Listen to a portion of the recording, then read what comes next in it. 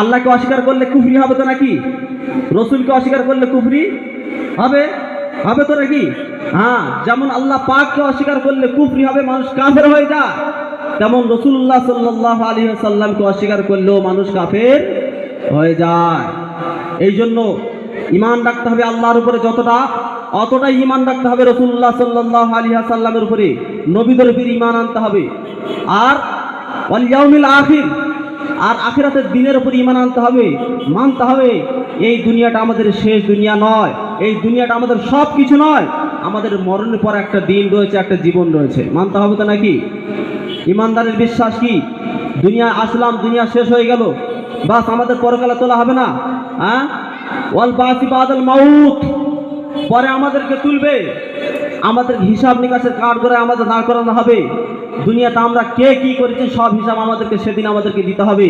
যদি হিসাবে আমরা পাস করি তাহলে পরকালে আমরা মুক্তি পাবো, আর যদি আমরা হিসাবে ফেল করি তাহলে জাহান্নামের উত্তপ্ত আগুন আমাদের অপেক্ষা করবে।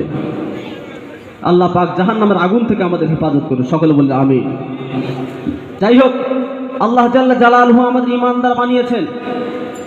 ঈমানদারের মধ্যে কি গুণ থাকা দরকার, ঈমানদারের লক্ষণ কি হওয়া দরকার, কি বৈশিষ্ট্য থাকা দরকার, এগুলো আল্লাহ জাল্লা জালালহু আম্মা নাওয়ালহু কোরআন পাকের সূরা আনফালের 2, 3 এবং 4 নম্বর আয়াতের মধ্যে বর্ণনা করেছেন।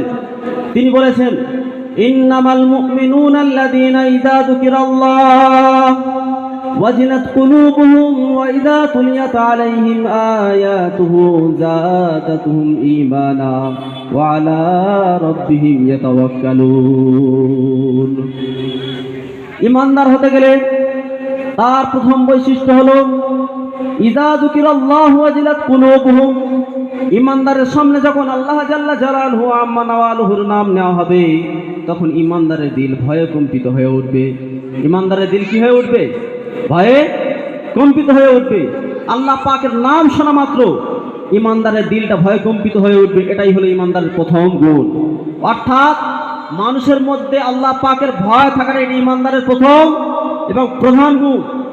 প্রথম সিফাত হলো, প্রথম গুণ হলো যে আল্লাহ পাকের ভয় তার মধ্যে থাকতে হবে।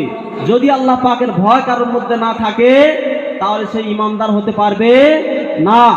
তাহলে খৌফে খোদা, খৌফে খোদা এটা হলো ঈমানদারের প্রথম গুণ।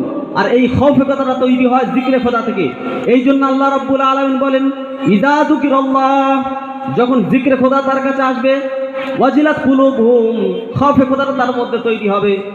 হ্যাঁ, এই তো নাকি? তাহলে খৌফে খোদা, আল্লাহ পাকের ভয় করাটা ওটা হলো ঈমানদারের লক্ষণ। আর এই আল্লাহ পাকের ভয় কোথা থেকে তৈরি হয়? জিকিরে খোদা থেকে। যখন আল্লাহ পাককে স্মরণ করবে তখন তার মধ্যে ভয় তৈরি হবে, দিল কম্পিত হয়ে উঠবে।